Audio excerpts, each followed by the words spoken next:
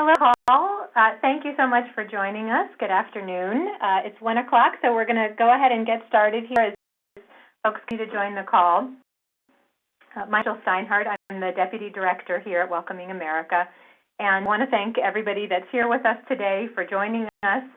We had almost 300 people who are registered for this call, so we're very excited for this opportunity to talk with you today, and I want to thank all of you as well as the Office of Refugee Resettlement for this opportunity to talk today about strategic communications that create a positive climate for resettlement. And our day is on a positive story about our missions and about the communities that we serve so that people are compelled to want to participate in our work and to welcome our newest neighbors. All of us are here to support one another, and I think more than before, it's very important for all of us to think about ways to communicate so that we're building community and really speaking to the values that we all share. So I know that for some of you on this call today, this might be your first time learning about communications. Others of you, you bring a lot of experience and wisdom, and we hope that you'll be sharing that during the call and afterwards as well. I'm excited today because we have a really stellar group of practitioners from the field on the call who are going to be sharing their experiences and also some very practical strategies and tools for approaching communications in local communities. And for the call, I want to invite everybody to use our chat system, questions, but also to share any ideas or examples from your own work. We're all in this together, and we hope this can be a lively dialogue. So let's get started. Recently, we here at Welcoming America conducted a survey of people who are working in the resettlement field. We wanted to find out more about your interests and received literally hundreds of responses. And one thing that was very clear from what we learned was that there was a very strong desire to learn more about communicating positively and ways that build unity. So again, we hope that this webinar can be just the start of sharing our experiences and learning from one another. Today, to develop a basic understanding of strategic communications and its importance. We're talking about identifying key audiences. We'll be exploring some messages that we found have resonated. We'll be reviewing some basic tactics in communication, and then we'll be giving you some tools and ideas so that you can begin to apply these methods in your own context. So before we get into that, I just want to take a moment to take a step back and look together with you at the agenda. So our process for today is going to be, we're going to start off with an overview of strategic communications. We'll go into looking at some specific strategies in action, and I'm very honored that we have a great team of folks on the call with us today. Dan Trudeau with EMM, Lily Wolf with Welcoming Michigan and the Michigan Immigrant Rights Center, and Michelle DePlant with Welcoming Rhode Island and the Dorcas International Institute of Rhode Island. Great team. Looking forward to hearing from all of them. I'm going to come back and look at a game plan, how we put this all in action, and then we'll be exploring some next steps for learning. So let's take a big picture here. So while it's happening very much at the community level, it's also part of a much bigger story. It's the story of a world that's on the move. What you can see here is that in 1960, there were about 77 million people who made up international migrants in the world. The number is about 214 million people, about 3% of the world's population. Immigration is profoundly shaping our lives, and in fact, if we added up all of these people today, it would be the fifth largest country in the world. And just a reminder that is really one of the most important issues of our times, and that the work that you're doing is vitally important within this larger story. And the question for all of us is really not whether migration is going to continue to be a force in our lives. We know that it will. The question is, how do we make the most of it? How to fund and manage and communicate this change, because this is a lot of change that we're talking about, in a way that demonstrates that we can leverage it for good and as a positive force for development. I know that it is a force for good. that immigration and resettlement bring tremendous economic and cultural vitality to our communities. You who are on the call today understand this at a deeply intuitive level. We know that while resettlement can be challenging, that our lives are enriched very much by the global communities that we live in. We see this every day. And we do this work because we know that it's not just refugees that benefit from it, it's the whole community. My mother actually emigrated to the U.S. as refugees. My mother went on to open a small women's clothing store that helped her earn money to support the family, but that store in turn helped the economy grow. Many of you here have similar stories, and when we tell these stories, it tells a very compelling picture. For example, that U.S. natives gain an estimated $37 billion a year from immigrants' participation in the U.S. economy. So many efforts to repel immigrants.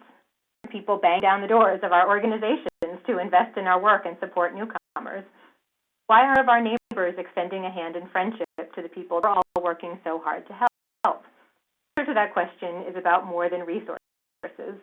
How we translate our own concern for refugees into terms that everyday Americans can understand and in smart strategies that engage our local communities in our work in a way that leads to better outcomes and more resources.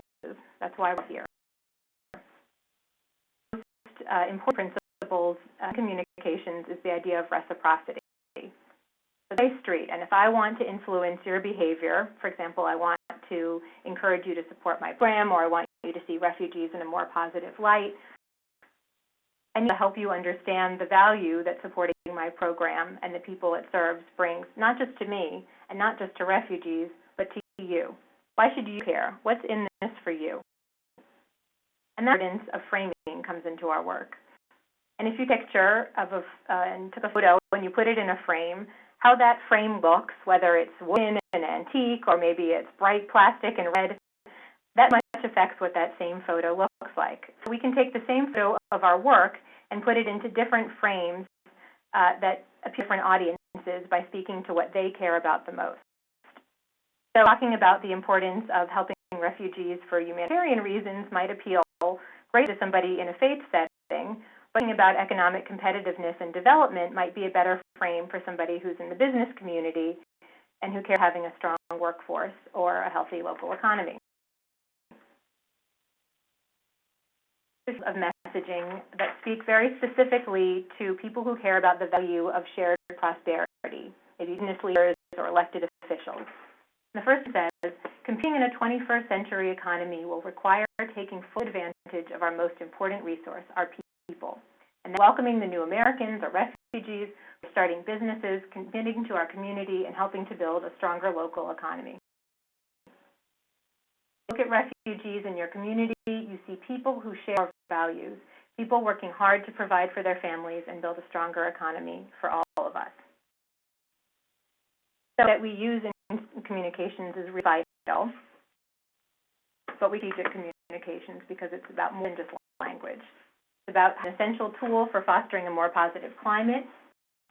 Strategic communications is very much a means to an end. It's a way to engage people in a way that will help you reach your goals. And it's about who we need to reach, how to speak to them, and through what channel. Now, well, it leads to some good outcomes. We can build more support for work and for goodwill for refugees in our communities. Times, if there's divisive rhetoric in our communities, by communicating positively and promoting unity, we can address some of that. And we can also assume a proactive approach when we are able to reframe the conversation. So not just responding to the negative, but putting out a more positive view that's proactive. Now, some of you who participated in our survey were able to share with us some of the very specific challenges you were facing, and I just want to share a few of what those are that we heard from you in the field.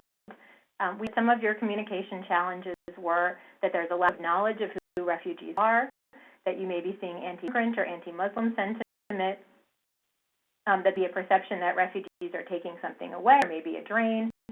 There's a lot of fear of change in the community and a need to reach beyond the choir.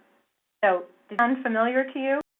Might, and I think it's important to remember that these are challenges challenges that groups all over the country are facing. So together we can be working to address them. And I really can't emphasize enough how important partnerships are, and we're going to be sharing some examples of partnerships later in the call. Some have already begun to come together to work on communication strategy collaboratively, such as providers here in Georgia. We really applaud those efforts and hope to see more of them. Voices are much louder than one, and in many cases, we share similar audiences. And the work always begins with audiences, including an important audience, which we're going to talk about a little now, which is the receiving community. Communities are adapting to change much in the same way that refugees are, and it's important to understand them and their concerns so that we can speak to them in terms that make sense to them. What we know about receiving communities is that they are the longtime residents of the communities where refugees are settling. They can be very diverse. In some cases, they may even be foreign-born themselves. Many receiving community members may have conscious, unconscious fear or bias towards newcomers, or they may simply be ambivalent. They have no idea. Also, people who don't live and breathe this work as we do, in many cases, are neighbors and our loved ones. Helpful to talk about two very specific segments of the receiving community, and we call them the unsure and the untapped. The folks who are really connected to our work, they work with us every day, those are the tapped. The tapped are people who would be sympathetic and interested in our work, and we just haven't engaged them or asked them. These are people who might be uncertain about whether newcomers are good or bad for the community, and we know this is about 60% of all Americans. They're not really opposed to refugees, but they're not really firmly supportive either. And it's really important to be able to push ourselves a little bit beyond our comfort zones to communicate with this particular segment of our communities. Why? Because we do bring these individuals over to our side. They can be a huge source of new resources, political will, good neighbors helping those we serve. And when we bring the unsure into our sphere, they can be a source of resistance sometimes. Dry kindling, where all it takes is one spark, one bad event to light up all of these negative feelings. So what's unsure? These individuals may be coping with the process of change and adaptation. Their communities are changing. That can mean a sense of loss. Maybe their culture or their resources are being taken away. Also, the unsure don't have frequent contact with refugees and other immigrants. They can be exposed to a lot of misinformation about refugees, and all of these factors are contributing to the way that they perceive those we serve.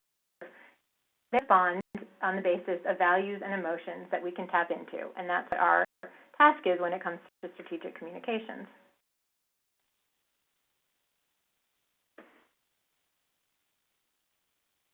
So goals that can help us as we're trying to reach out to the unsure and in our communications work in general.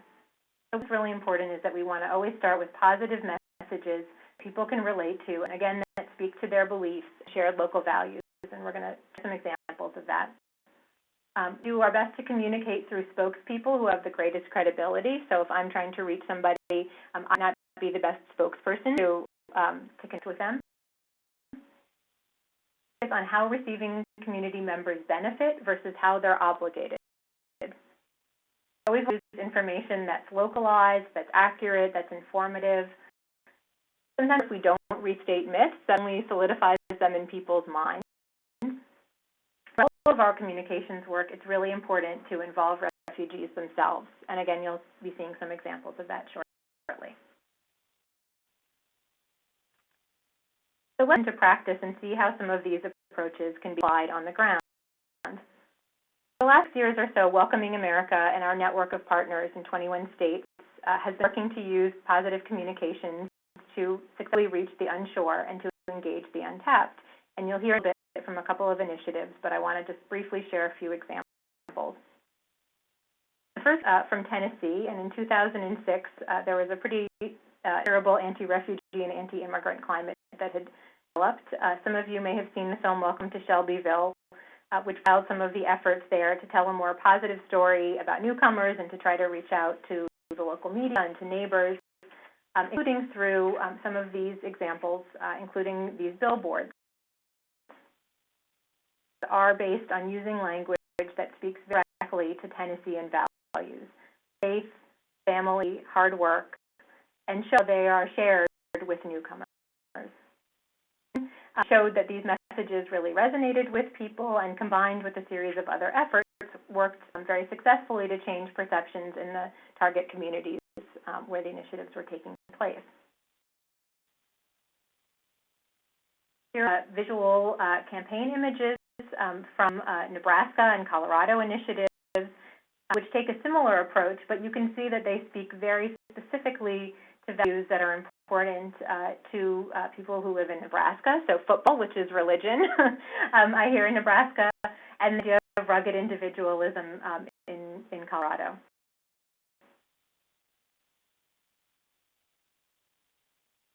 As part of an effort to a broader campaign to communicate with the unsure, Uniting North Carolina developed this billboard, which was put up throughout the state.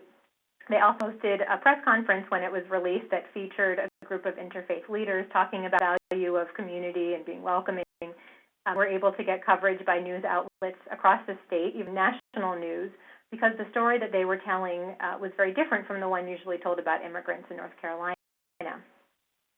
They raised the funds to put up these billboards through an online crowdsourced campaign, and then continued to stay in touch with the donors who contributed to that campaign to further engage them in their work. And so if you think back to the concentric circles of the untapped and the unsure for earlier, they worked their way from the center outward. So they used their tapped supporters to bring in new untapped donors, to contribute to this campaign, to bring untapped faith leaders, and ultimately to reach the unsure through positive messages delivered by these new supporters and through a media effort. Now, even with limited resources, there's still a lot that you can do. Simply by talking about your work in a different way, or better yet, getting others to talk about it. This is an example of a communication strategy used by Uniting NC. They got everyday people in the community to write about why they cared about newcomers, photograph them, they set it to music and a YouTube video, and they now use that film in presentations about their work, and it's aired on TV and used in other materials. Few examples, but now I'm very delighted to be able to welcome our guests on the call, who are going to be sharing what I think are some really powerful examples of communication strategies in action. This section, we're going to welcome your questions, and then again, we'll come back to put this all together into an approach you can use by creating a game plan. And see on the right of your screen that there's a chat function. We really encourage you to respond if you're hearing things that strike a chord with you, or if you have ideas or examples from your own work that you want to share, and particularly if you have questions. Colleague Susan Downs-Carcos is on the line, and after the presentations, we'll be facilitating a round of questions for the presenters. So we encourage you to jump in with any questions that you have. First, I want to welcome Trudeau, who is the Program Manager for Communications and Media Development with Episcopal Migration Ministries. We're going to show a short video that has been produced by EMM, and then ask Dan to talk a little bit more about their impressive communications work. So let me take you to the video now, and I hope you'll all keep your fingers crossed that we have the technology gods shining upon us today.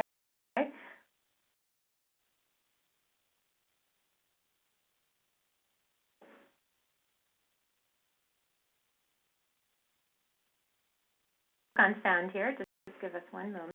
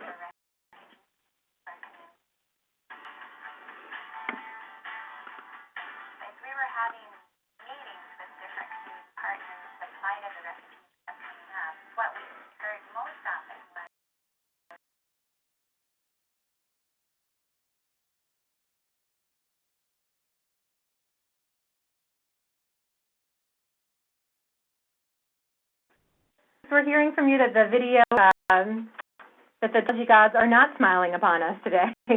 So we're going to exit the video here, and in just a moment, I'll turn things over to Anne, and we'll just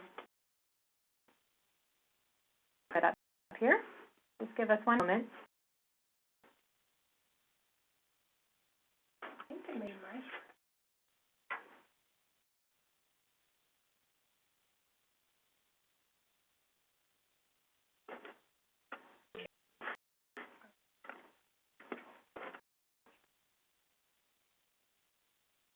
Okay. So to Dan, and hope that he can share a little bit with us about the video. We link to it here, and so we encourage everybody to take a look at it when we're off the call today. It's a really powerful and incredible story. I want to turn things over to Dan. Sorry if you couldn't get a look at that video. Is everybody able to hear me okay? I hope so. The idea that we were going to show is a piece from Boise, Idaho, which we put together with a partnership from the City of Boise, from the Idaho Office of Refugees, the State Refugee Coordinator's Office, and with our local affiliate at Agency for New Americans there. Put together an impressive community-wide plan that facilitates a lot of communication between stakeholders and service providers in the community to incorporate all services together and introduce the community in a lot of different ways to refugees. And it's been a really successful plan as far as getting a lot of people on the same page. I see a few people from the Idaho Office of Refugees are on the call today, which is exciting.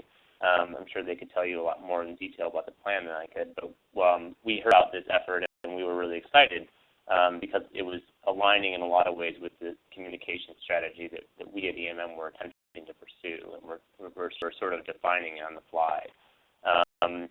The video is a sort of a friendship between two people.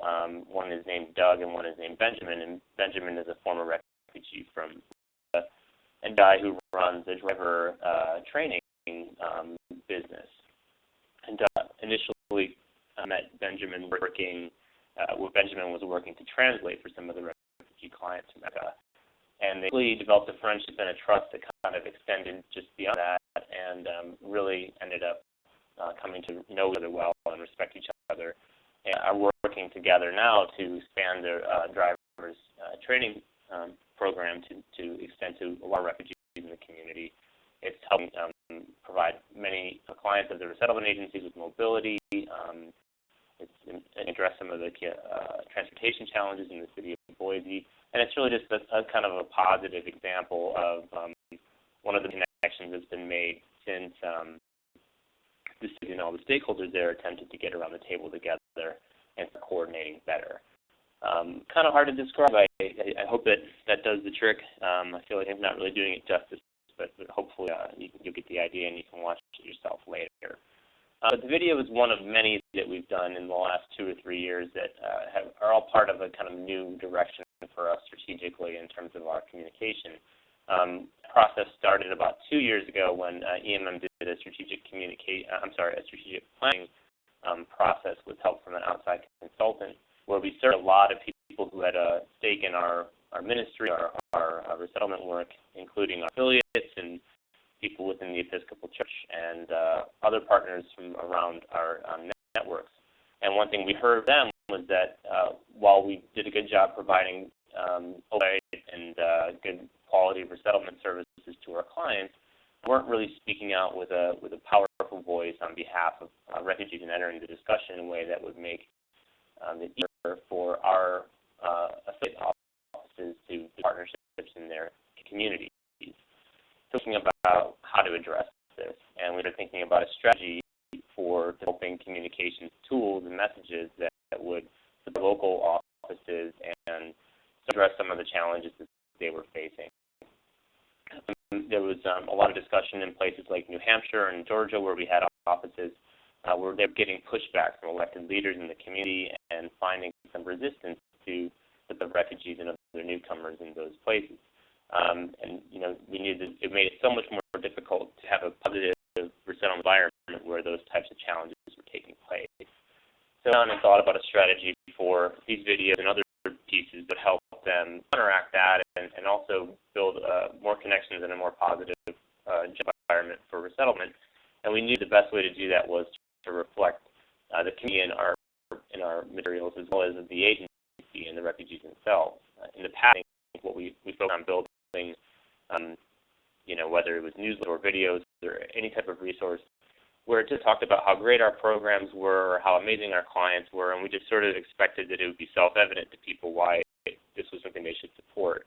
And with our most recent efforts, we've really realized that following communities is probably the most critical challenge that we can hope to address with our messaging, our communications materials, that anything that we were going to put together needed to incorporate the role of the community in the way that we presented our programs.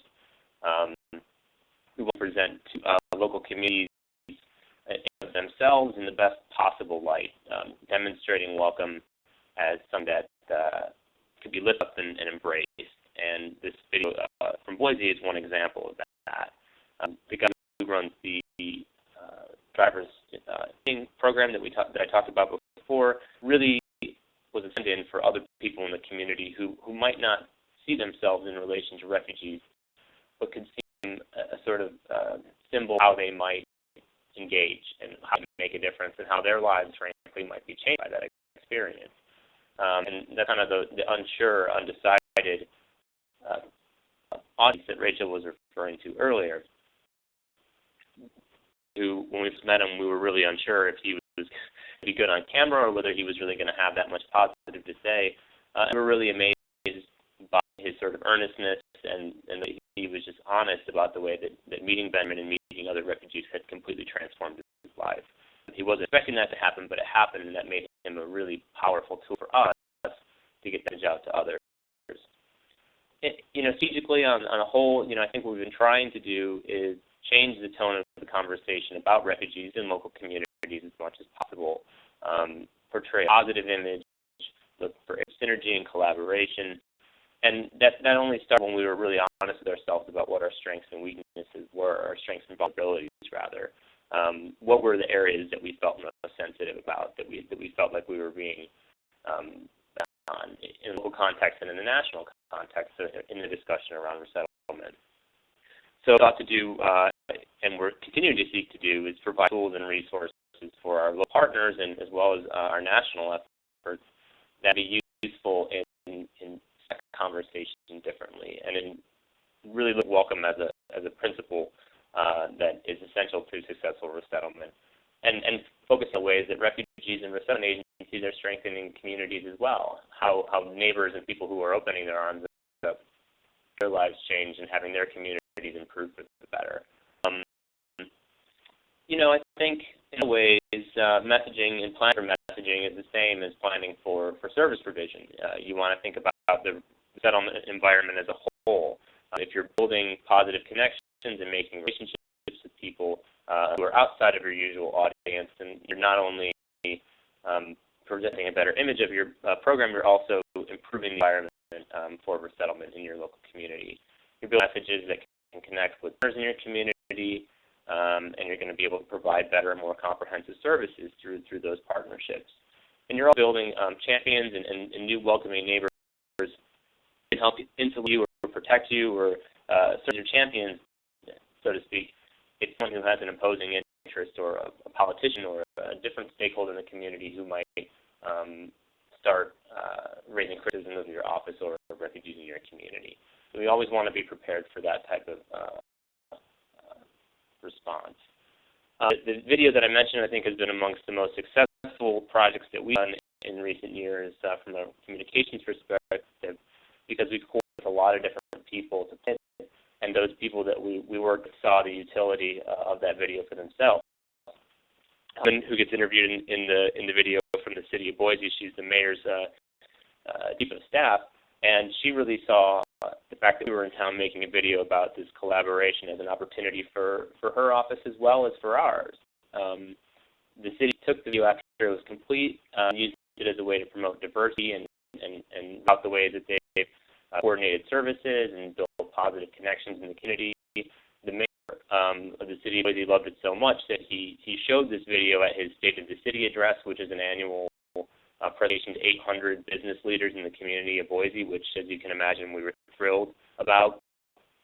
that presentation at that speech resulted in 3 different local TV news stories, including one that featured these exact same 2 pieces, which just further amplified our message and the reach of this one piece. And the attention of the local economic development corporation, who posted it on their website as an example of the diversity in the city of Boise, really as a highlight the positive opportunity diversity provides for businesses that might want to settle in the city of Boise. So even an interest in taking this piece and applying their own way. So we think that with a lot of other people, with a lot of other partnerships and planning, and because everybody saw benefit of how the message themselves, they amplified it even further. And I think it was just a great example of the power of collaboration of projects perspective as well as from a messaging perspective. And yeah, that's about all I really had to say about it. I think it's clear that if you look at the video or others like it, it was professionally produced, and we did work with professional videographers to make it, which made a huge difference in the overall presentation. But I think the principles of having a good, positive message that, the corporate community partners, no matter what type of project you're doing or what type of campaign or effort or how many funds you have at your disposal, having those relationships and that buy-in can help you achieve better outcomes for sure, from a settlement standpoint as well as from a community relations standpoint. All of those messages can work together and they can have an impact on the work that you're doing. That's what we've learned, and that's what we're hoping to continue to do in that. Yeah, so much for sharing your experience, and I think it really drives home both why this work is so important and also how different opportunities can come from the sharing of just one story and all of the kind of return on investment that you get from produce great content. So thank you so much for sharing. We did get a message from one of the participants. Thank you, Amy, for letting us know that the video actually does work if you on your own click the play button. So maybe leave this up for a little bit and allow you to do that. But I want to now turn to hear from Wolf, who is the coordinator with Welcoming Michigan, which is an initiative of the Michigan Immigrant Rights Center. Welcome Michigan has been just outstanding in every way, and I'm really excited that Lily could be here today to talk about some of the creative communication work that they've been doing. So welcome, Lily. Thanks. So Welcome Michigan was the 13th state program to become an affiliate of Welcoming America, and we are currently working in Southwest and Southeast Michigan. We publicly launched our communications materials in May of last year, 2012. And so what I do is just share some of the things that we learned through our process of developing our communications identity and materials. We're fortunate enough to be able to work with some really sharp kind of communications professionals. And I know not everybody and not every program will be able to do that, to work with kind of experts in the communication field. So I really wanted to highlight some of the tips that we learned from our brand strategists and our graphic designers that we're able to work with. So first, some of the things that we learned from our brand strategist or our messaging consultant is to really tailor messaging for kind of a welcoming program to be specific and relevant to the dynamics of the community and the place where you're working. So, for example, taking into consideration who are the immigrants or refugees. In Southeast Michigan, the Detroit metro area where we're working, there's a large Muslim population, many of whom are immigrants and refugees. And on the west side of the state, it's much more rural, and so there's a large Hispanic farm worker population, many of whom are immigrants or relatives of immigrants.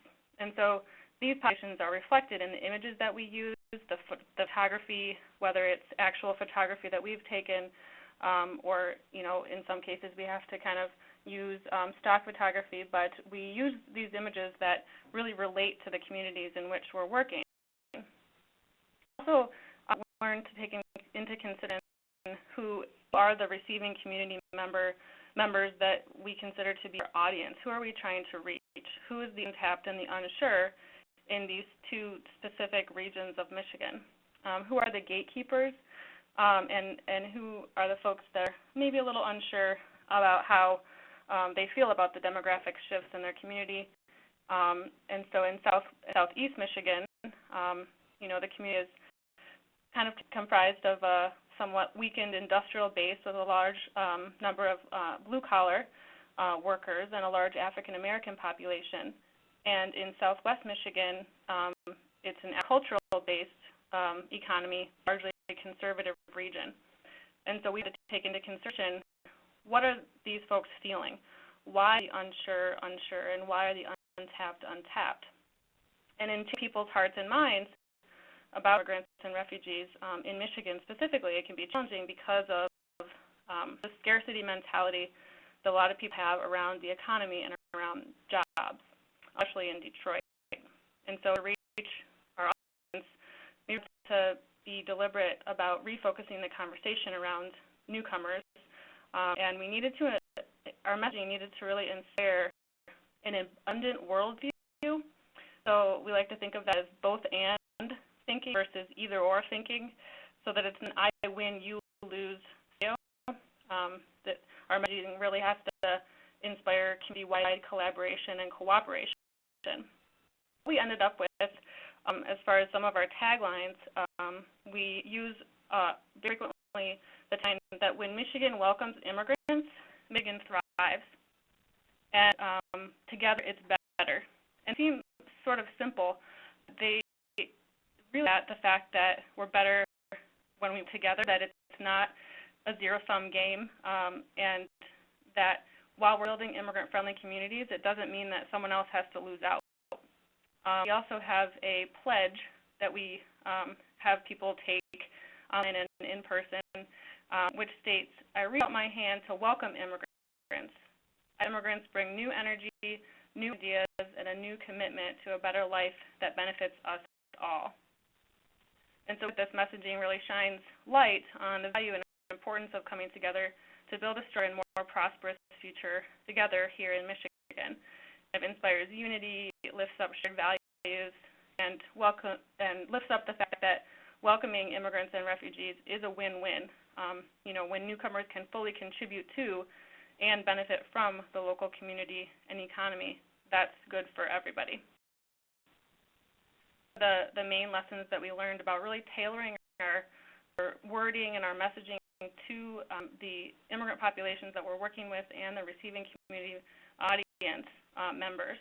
And then what we found was very interesting to kind of complement the messaging, or I guess the way that we learned to get the messaging out there was creating a really attractive graphic identity. And so the images that you see on the screen are some examples of what we've done. Our billboard, which utilizes that tagline mentioned, along with our website, along with a photo representing, perhaps an immigrant refugee from southeast Michigan. And the hand side of your screen is a collection of our buttons. And so we had various iterations of our buttons produced, and those images are examples of our communications materials really exemplify what we learned from our graphic designer, which is that our graphic identity, or our visual identity, really needs to be welcoming in and of itself. So that in order to get the message across and to kind of welcome receiving community members so that they'll invite it into the work. And so what our graphic designers did was to really use friendly colors. I never knew there was such a thing as friendly colors. I guess it makes sense, but orange, green, blue, navy, white, yellow, the colors that you see represented in our buttons are really used throughout the whole sort of suite of communications materials. We also learned them that it's important to use round or organic shapes versus shapes that have rigid or sharp edges, just again because we want everything to be sort of inviting and welcoming in and of itself. We also that a strong logo really works for you. For our logo, we really have gotten immense positive feedback about our logo. People really love it because it's a welcoming hand that's reaching out to welcome the newcomer, and we have the shape of the state of Michigan inside the hand. I feel like that logo really speaks about the work that we're trying to do and really create a brand that people want to be a part of.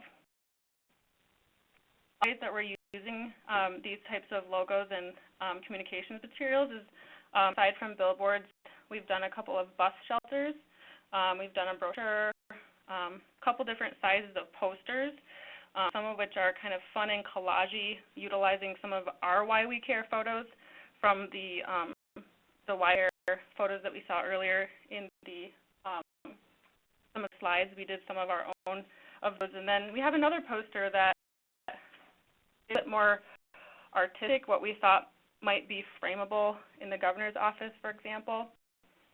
So 2 different styles of posters. I also have lapel pins for the business community, T-shirts, letterhead, note cards, business cards. We have a quarterly newsletter and our website and our Twitter and Facebook pages.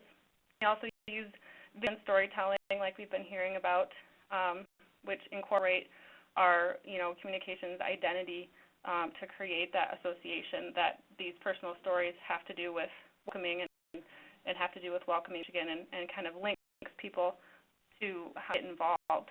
And we feel that the impact of these materials over the past year has really been quite wonderful. We think they've created credibility and legitimacy for Welcoming Michigan, that they're personal and friendly and fun all at once.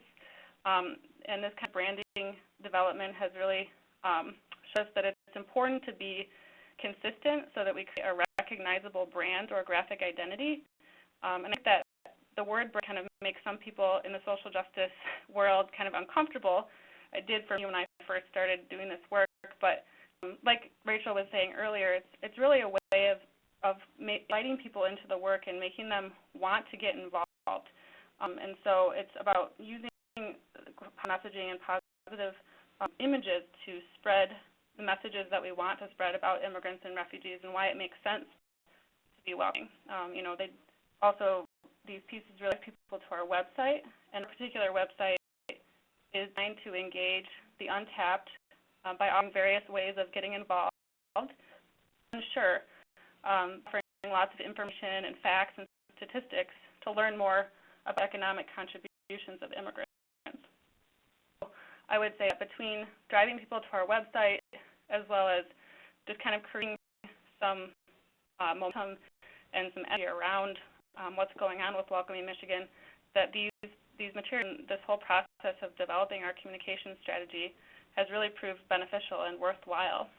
But as we've heard from Rachel, a lot of it is very intuitive, and so even if you don't have communications professionals to work with, just think about being strategic, being deliberate, and really listening to your intuition about what messages need to get across in order to reach who and how best to do that. I think that it's a really enjoyable process and one that really ends up working for you and helping to promote your programs in the end. So I'll share with you today. So much, and I really appreciate your message that to present a message of inclusivity is everything you do down to the colors that you use.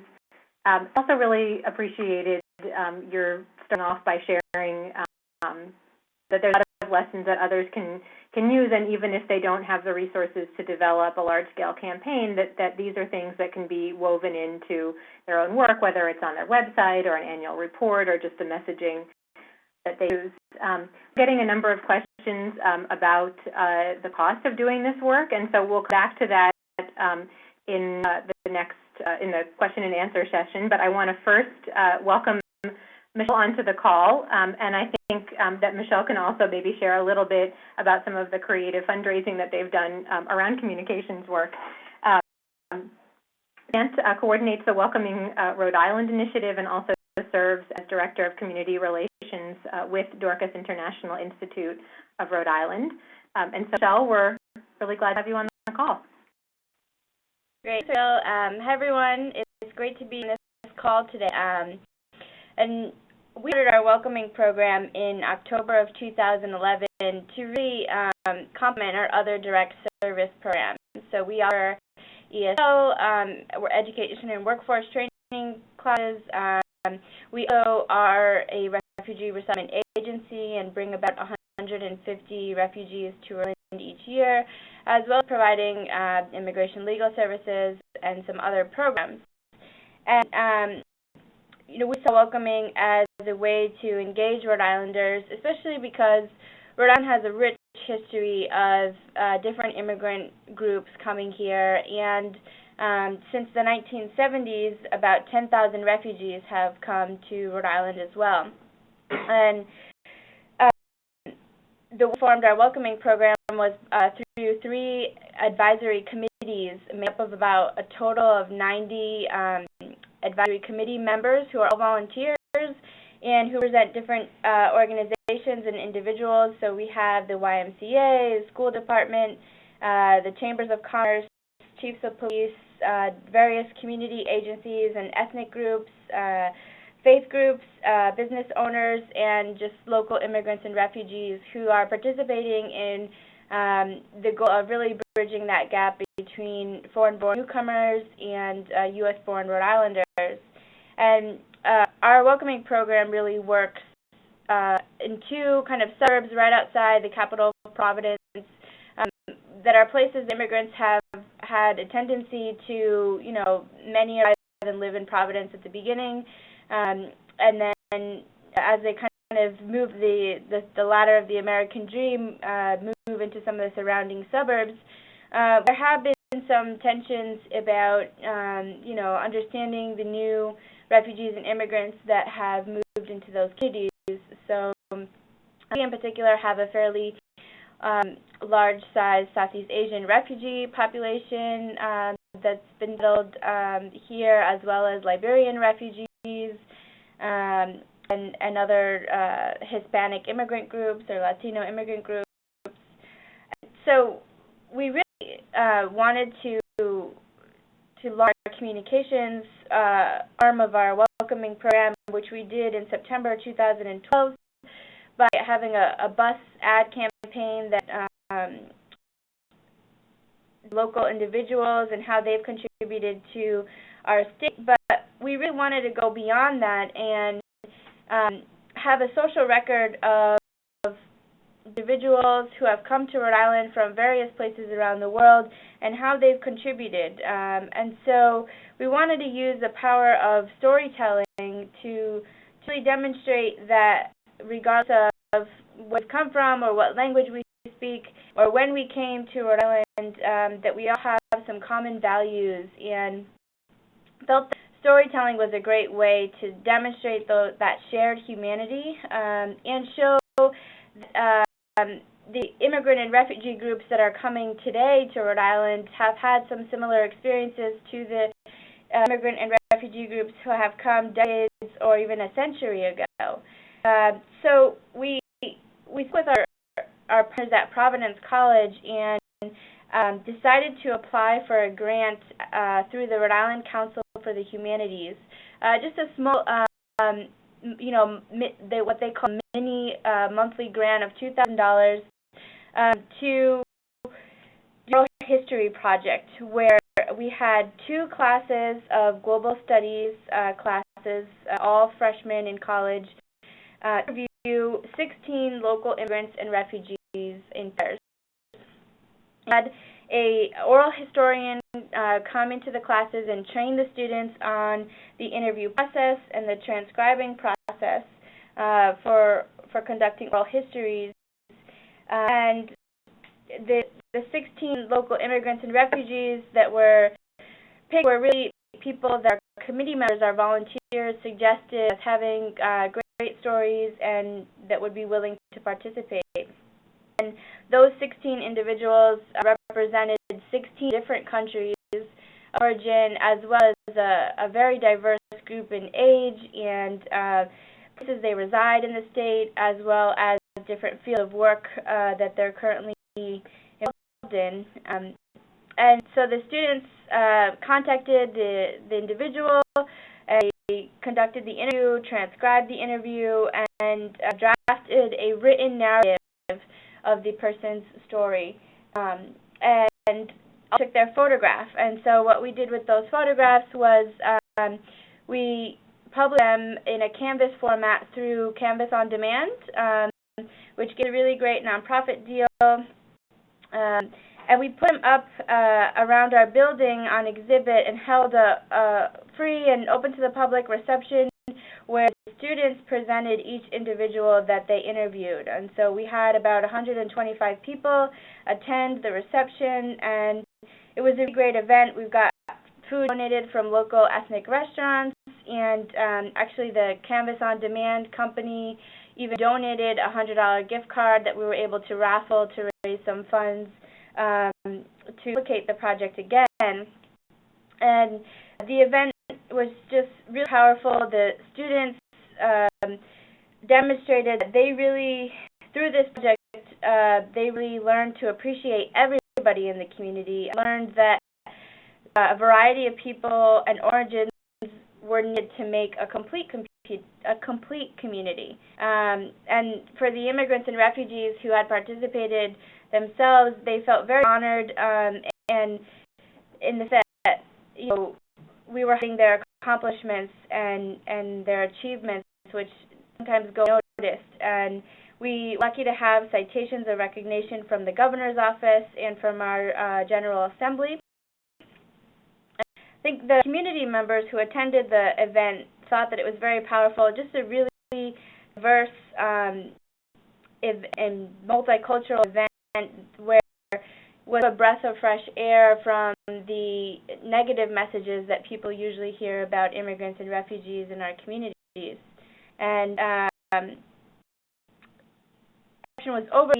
We added the stories and the photos and created a local story bank on our website, welcomingrhodeisland.org, where people who weren't able to attend the reception could go and interactively kind of click on the person's photo and read their story.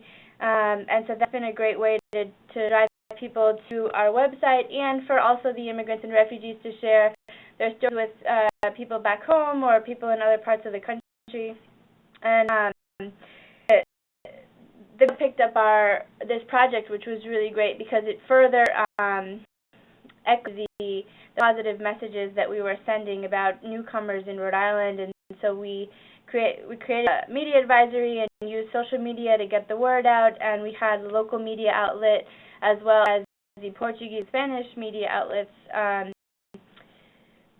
produce about the story, as well as Providence College was really excited about the project as a higher ed and community partnership, and so they sent their photographer to the event. We got some great professional photos, no cost to us, and the college actually published a news article that went in their alumni magazine to all their alumni and families of current students. And to kind of, as the documentation of the entire project, we created a photo book where we had the original photos of each person, their story, and then the photos from the event of the individual with the students that interviewed them, to kind of further document the project in a comprehensive way that we can use to show funders who might want to fund a project like this in the future as well. So that's kind of an overview of this project. And again, we wanted to do the communications work and thought, well, we don't have a budget or funds to do this, so how can we be creative about it? And I think that it came out to be a really great and powerful project that we have just actually implemented again in kind of a phase 2 using video instead of photographs. And so we're having an event again at the end of this week. Thank you. I think it's such a great project and really shows how much you can do with just some very basic content, and also just the power of the connections that were built in the process of collecting the stories. So for sharing that. I'm sure folks on call have lots of questions, and we have some time to respond to those questions. questions, so if you'll please send them in to us, to the presenters. I'm going to turn things over to my colleague Susan Duns-Carcos to facilitate. And thanks again to Dan and Lily and Michelle for sharing such a range of great activities that they've undertaken to really build a broader set of communications around immigrants and refugees in their communities. We hope these have given you all some inspiration and some ideas for how you might incorporate some of these kinds of practices in your own work. So we hear from you. Please feel free to use the Q&A bar to send in your questions, and we'll be sharing those with the presenters. Our first question that we have is about to talk about welcoming immigrants so that we're not leaving out our underserved communities. And I think probably all of our speakers today can talk a little bit about that, but maybe we could turn to Lily, because I know that that's been a strong emphasis of theirs up in Michigan. Lily, can you tell us a little bit about how you've tried to talk about welcoming immigrants in a way that makes everybody feel included, particularly folks from communities that might be underserved? Yes, we thought a lot about this question, especially in Detroit, given Detroit's history and kind of the fact that it's this kind of post-industrial place that has been left behind as far as what people seem to share with us.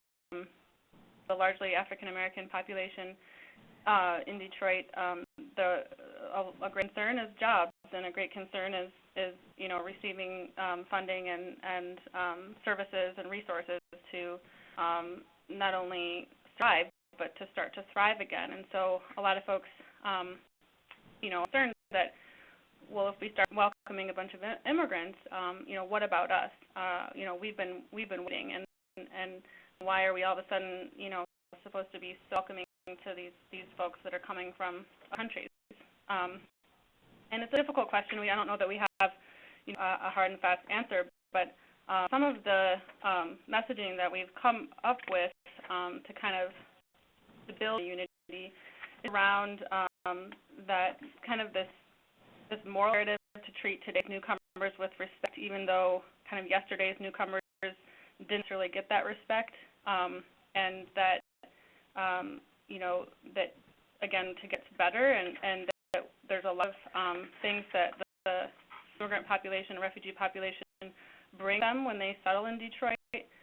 There's so much entrepreneurial energy within the immigrant and refugee communities, and a lot of times there's opportunities. They're job creators in many ways, and so we try to lift up, in that both and thinking, that we can live together, grow together, build back our communities together, kind of taking the best of what's been and the best of what can be to, create a stronger, safer, more vibrant, more successful community for everyone.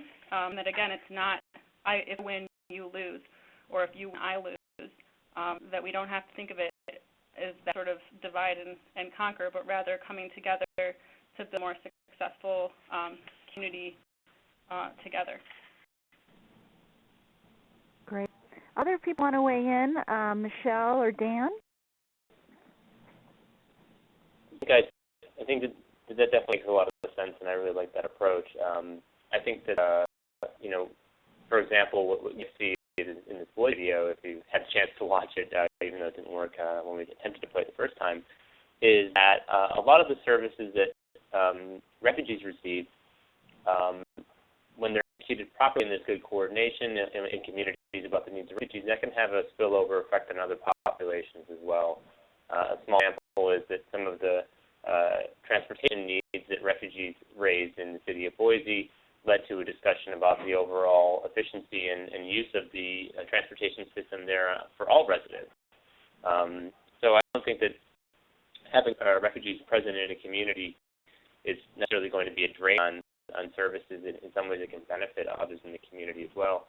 And I think that it just sort of echoing what Lily had to share before, it's looking at refugees and other immigrants as a source of strength and a source of economic development. injection of new energy in a community that in some cases could really use it. These are people who have a lot of assets to bring and a lot of gifts and can really contribute to building positive communities. If you look at a lot of the post-industrial cities in upstate New York, Syracuse and Utica and Buffalo, those neighborhoods in those places have been completely revitalized by new refugee communities and new immigrant communities. So look at it purely from the standpoint of drawing resources away from other residents, I think is really short-sighted. And not that's necessarily a perfect answer, but I think it's something you can point out. That's great. Michelle, did you have anything to add? Yeah, I just have to echo what both Lily and Dan have said, and actually our organization's mission is to serve immigrants, refugees, and the underserved, and so we have individuals from all walks of life in especially our education and workforce training programs that are all coming together to focus on the future of the state and working together to get a stronger community. So, I mean, I really have to say that what Lily and Dan said are spot on, and just emphasizing the notion that we're kind of all in it together and work together in that way. That's great. And we have a little advice coming in online as well. Amanda in Philadelphia is sharing with us, the opportunity to work across other nonprofits, including working collaboratively with nonprofits that don't necessarily serve immigrants at all, but might have common goals that you do. And so some ideas being generated now. We'll move on to a question about resources. We have a question specifically for Dan, but I want to broaden it a little bit as well for the other speakers. And the question for Dan is about how you funded the video and if you had support from collaborators at the very beginning of that process or if that came later. But I'd also like to ask all of our panelists to speak a little bit more about resources, because we know that that's always the greatest challenge. Not only the financial resources, because all of these things cost money, and it can be a little bit overwhelming to think about how to get together resources to really, launch some strategic communications, but also the people resources and the time resources.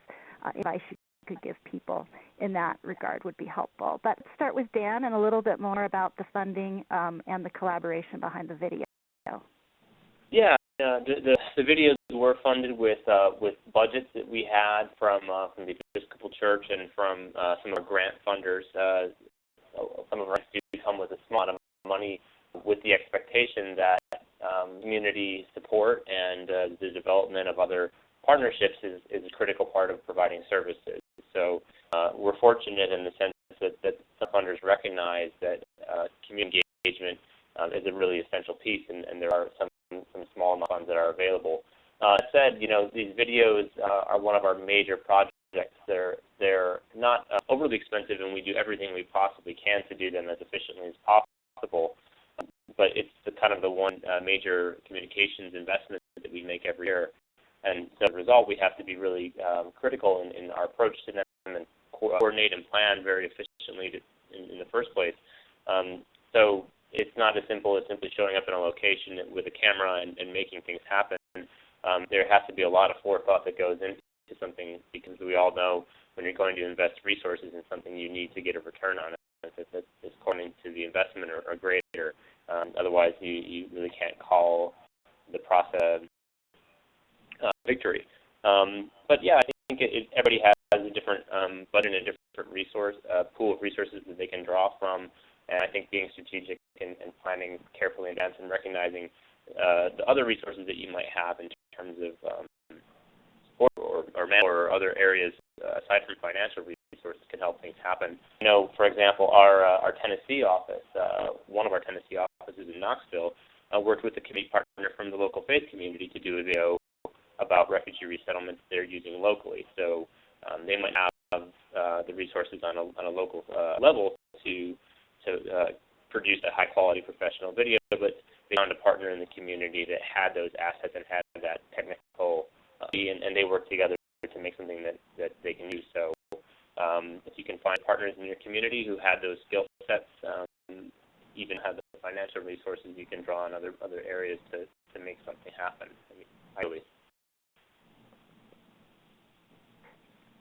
Lily, would you share a little bit about resources? Sure. I can share about, so for the My Story, Our Community project, we had various groups, individuals, and funding sources, and in-kind sources. So the Council for the Humanities, of course, provided the grant, which really funded the actual photographs being printed and the books being printed and other printing costs. But we had a lot of people who donated, research time, and so the college students themselves actually conducting the interviews and the time that required. The college itself, provide some funds for food for the event, and also the photographer, as well as the professor who led class and talking about issues that connected the project to the class materials. Rio had local restaurants donate food, which was great, and as our committee members, who are all volunteers, and they helped us really identify people to be part of the project and to be interviewed, and helped us promote the event. So it was really a collaborative group effort. Great.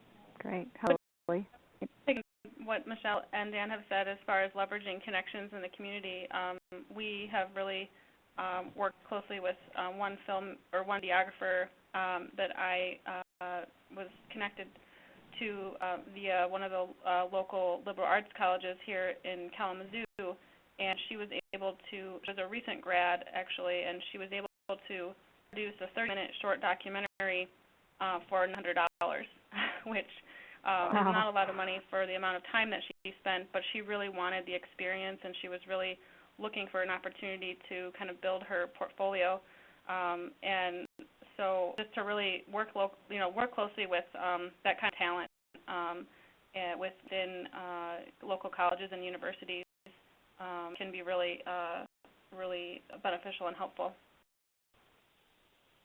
Great. Well, folks, we need to move on in a moment, but I wanted to throw out one last question for our panelists before we move on to some more hands-on work around communications, and that is around youth, strategies that specifically target youth. Can you talk a little bit about what work you've done, if any, to communicate with youth in your community?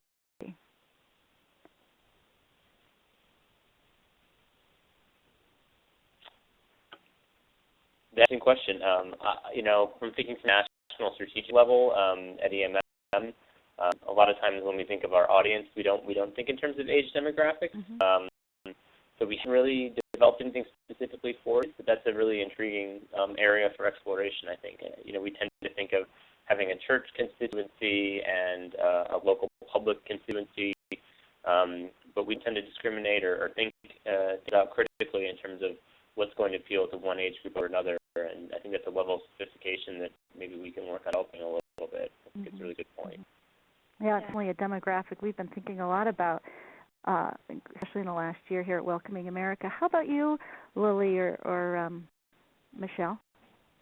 Really, because of the My Story, Our Community project, one of our committees really wanted to kind of replicate the project, but really focusing on youth, especially youth in the local high schools and who have recently graduated. And so we're working on developing a immigrant youth recognition event that would be very similar, but a chance to recognize some of the immigrant and refugee youth in high school who have recently graduated in a similar format for overcoming obstacles. And we're working through the school department and the superintendent's office so that the process allows for community individuals to nominate youth, as well as school teachers and staff to nominate youth as well. So that project is kind of in the development stage for us, and we're looking at complete later in the fall. Great. Add that we've had some success in using arts and culture to reach youth, especially in Detroit.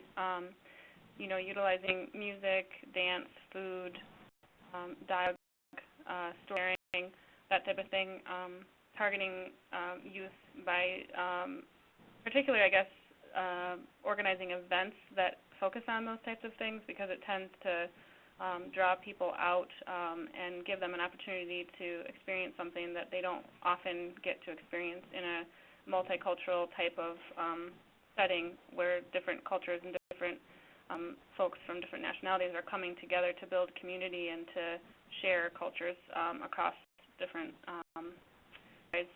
somewhat segregated communities. So I think arts and culture really speaks to youth. Yeah, and there's such an untapped resource in our communities, so much more we need to all be doing to engage them. Well, thank you to our speakers, and thanks to everyone for your useful questions. I want to turn it back over to Rachel, who's going to walk us through the game plan. Rachel? Thanks, and thank you again to all of our speakers.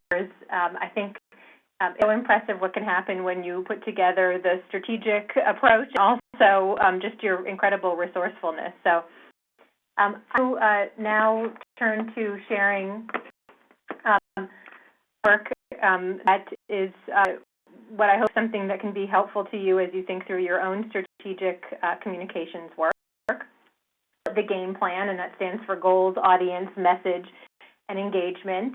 It's structured as a pyramid because the most fundamental part of this work is identifying what your goals are and making sure that your communication work really stems from those goals. So there's some just very basic questions that you can ask yourself when it comes to starting on your game plan. What is it that you want to accomplish? So maybe your goal is to find new sponsors from the business community. Maybe you're really interested in trying to reach the unsure or better educating the community about refugees.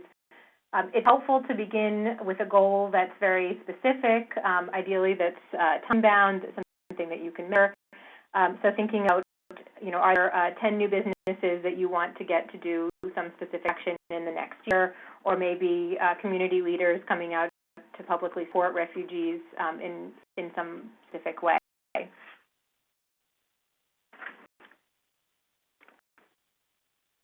The next piece of the game plan is really thinking through who your audience is.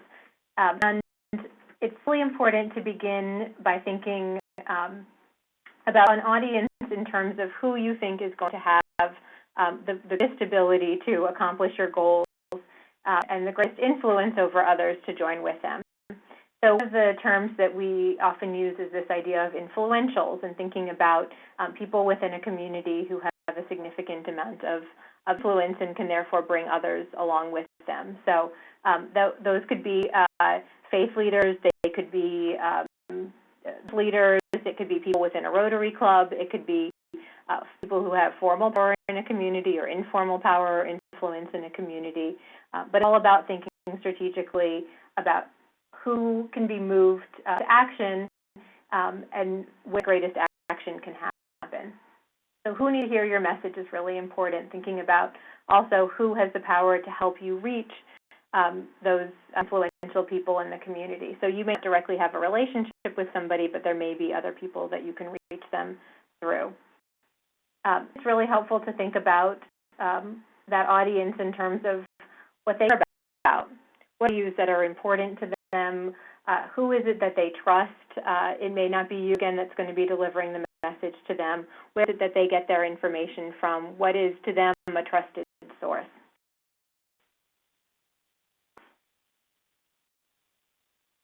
Once you've laid out your goals and your audience, this is the point at which we can begin thinking about messages. And again, we're going to come back to the values that are important, first of all, to you. And so it's really a helpful exercise to think through what are the values that you carry with you in your own work and think about serving the community. And going through a process of thinking about the audiences that you're trying to reach and the values that are important to them. And then look at where there's an intersection. So, for example, if you're interested in working with the police, a view that you might both share is safety, and then you can begin to craft messages that really respond to that value. So I just want to share some examples here. Unfortunately, we don't have time in this call to get into the real kind of nitty of developing messages, but I am going to leave you with some tools at the end and some specific questions to ask yourself that will help you get to being able to craft a message that's going to work the audience that you're trying to reach. I'm sharing with you now some examples. This is a photo project, in this case from Alabama, of people showing why they care about immigrants in their communities. But what I think is a lot about these is that they really speak to values. And so one value that you and members that you're trying to reach might share has to do with equal opportunity. Be around respect, treating others with respect. Faithful value.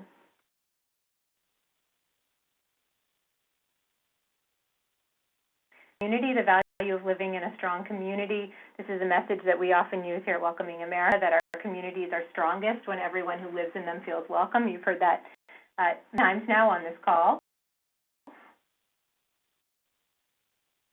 And prosperity. I think we started off talking about some of these messages that carry this value. Here's one that I think is a particularly great message from the county executive of my hometown of Montgomery County, Maryland, who's without the energy and intellect and innovation of our immigrant community, Montgomery County would quite simply be incomplete. New Americans are a critical piece in building a better future for county residents. And I think, again, going back to this idea of shared prosperity, and we're all benefiting together. We've talked a little bit about some of the pitfalls to look out for when crafting a message. One of them being this idea of not inadvertently putting down one group while you're trying to lift up another. So, you know, we don't just want refugees to succeed, we want the whole community to succeed. We also know that while helping refugees because of the challenges that they face might be one of the things that motivates us, we don't need to show refugees as being helpless in order to make that point. And many of you are already doing a great job of this, but it's just a point that I emphasize. Share this example from CARE that I think is really great as an example of a messaging piece that's based in the idea of empowerment. So showing images of refugees for people that is just incredibly empowering. The stage in the engagement, in the game plan, is about engagement. So what the tactics are that you're going to use to deliver your message. How is it that you're going to get your message delivered to the audiences that you've identified? Here we want to think always about what are the channels that are going to reach people and pull them in with the least amount of resources. That's where the strategic part comes in. So a little bit of serving with a network about what some of the tactics are that people are using already, and I just want to share that with you. So 91% of you said that you offer events that target and engage the broader community. So World Refugee Day, for example. 4% of you write op-eds. 14% use paid media. 80% pitch media stories, and 82% use social media.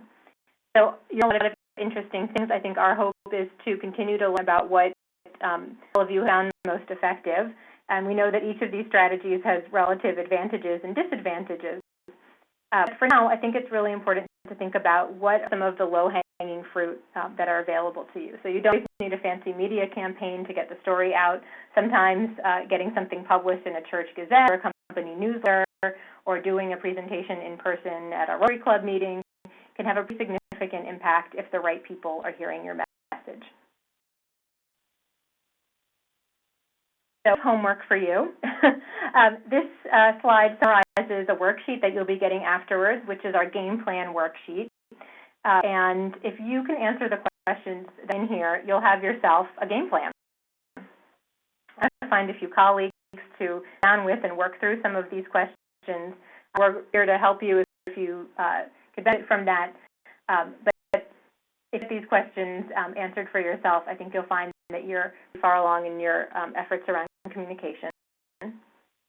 Resources to share with you. We do have a strategic communications toolkit. This is our website, and again, we'll be sharing it. We also have a new tool that will be coming out soon that speaks to economic and prosperity messaging, so keep an eye out for that. Other resources that might be helpful to you, of course, our webpage for the Refugee Resettlement Network and this technical assistance grant. A few resources. The SMART chart is a great communications tool that will walk you through developing a very comprehensive strategy.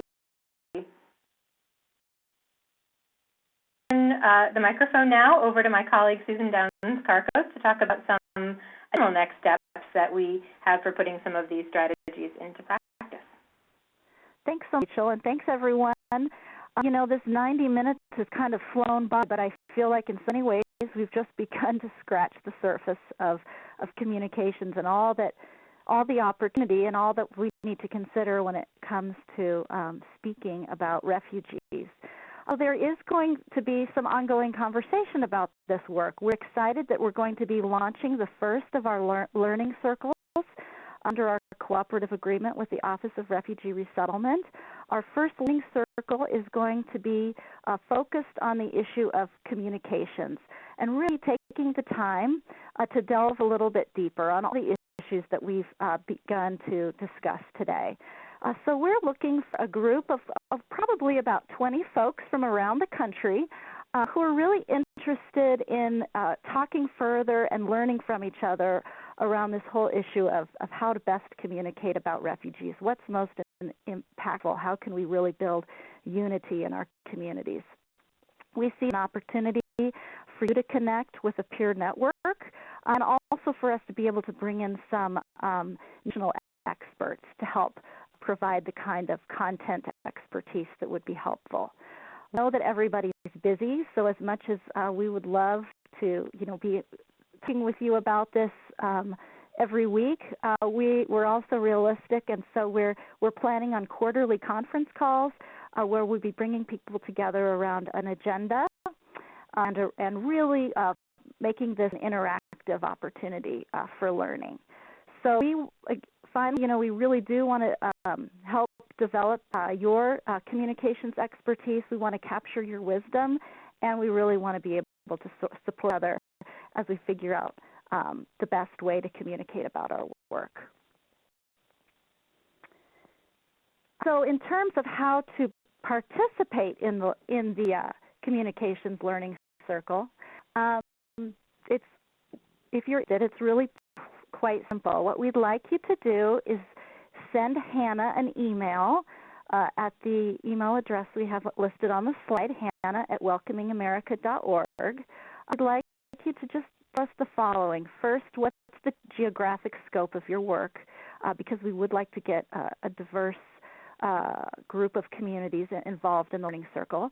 We'd like a sense of why you would like to join, because again, this is very much focused on the principles and the strategies that we began to discuss today. So why is this important to you? And then finally, are there communication topics that would be of most interest to you? That will help us, design the content for the learning circle. So please take some time to think about if this is something that you would be interested in. We'll be launching other webinars in the future around other specific topics. But if you're interested in communications in particular, we'd love to have you join, and we'll be figuring out be part of our webinar in the coming weeks. We're also excited to let you know that we have another upcoming webinar where we'll be learning from the Boise model.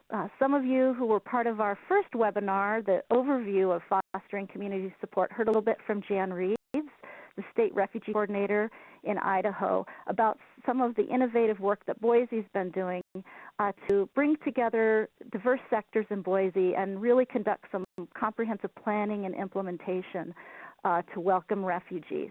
So this is your opportunity to really hear from Jan and other leaders in Boise about their approach and what's been working and what their advice is. And we'll be launching a learning circle around Boise's model after that webinar. So please save the date, Thursday, May 16th at 1 o'clock Eastern for the Boise webinar if you're available. The very long link here that will take you to the registration, but you can also visit our refugee resources page at welcomingamerica.org/resources/refugees to get a link to sign up. And of course, we'll be sending an invitation pretty broadly across the field. So before what's next, I do also want to point out another webinar that Welcoming America is part of through a different project. We're excited to be working with the Cities of Migration in Canada to help cities across the globe learn some good ideas from different welcoming cities. And we have a webinar coming up, I believe it's on April 30th, where you'll have the opportunity to just get a little sense of the work that's happening in Boise, but also some work in Germany to really bring together newcomers and receiving communities. This is separate from our Office of Refugee Resettlement work, but I wanted to mention it to all of you because it may be of interest, and you can learn more about Cities of Migration and their wonderful series of webinars at citiesofmigration.ca. Finally, in terms of what's next, we hope that you'll take the time to do the homework that Rachel gave you all, to think about the game plan, how to apply it in your own context. We hope you'll consider joining the Learning Circle, and if you're interested, to apply to Hannah to be part of it. We hope you'll send in your strong communications examples. We're building out our Refugee Resources website, and we really want to be able to feature other good work from the field. Along the lines of what Dan and Michelle and Lily shared with all of us today, but you're all involved in great communications work, and we need to learn more about it, and we need to be able to showcase it. So we have strong communication examples of how you're working with the receiving community to tell a different story of newcomers. Please do send those in to Hannah.